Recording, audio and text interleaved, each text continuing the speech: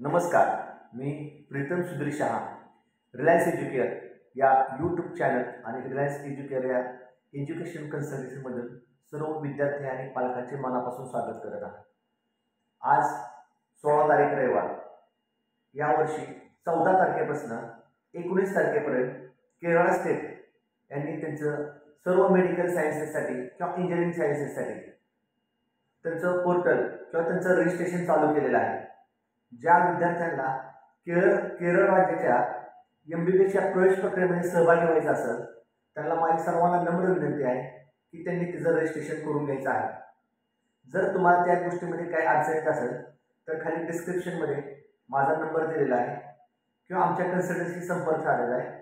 तुम्हाला केरळचं रजिस्ट्रेशन करून दिल्यापासून टोटल शेवटपर्यंत तिथे ॲडमिशन होईपर्यंत आमची कन्सल्टन्सी तुम्हाला शेवटपर्यंत त्यामध्ये सहकार्य करणार आहे।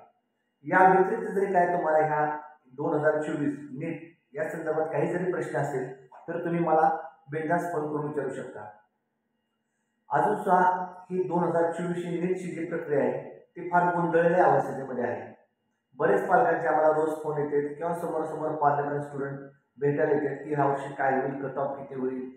ज्या गोष्टी आपल्या हातात नाहीत त्याबद्दल फारशी आपण चर्चा करून सर्व पालकांनी आणि विद्यार्थ्यांनी आपल्या डोक्यामध्ये नाही ते विचार आवडले तर गोंधळलेल्या अवस्थेत जरा स्वागत आहे।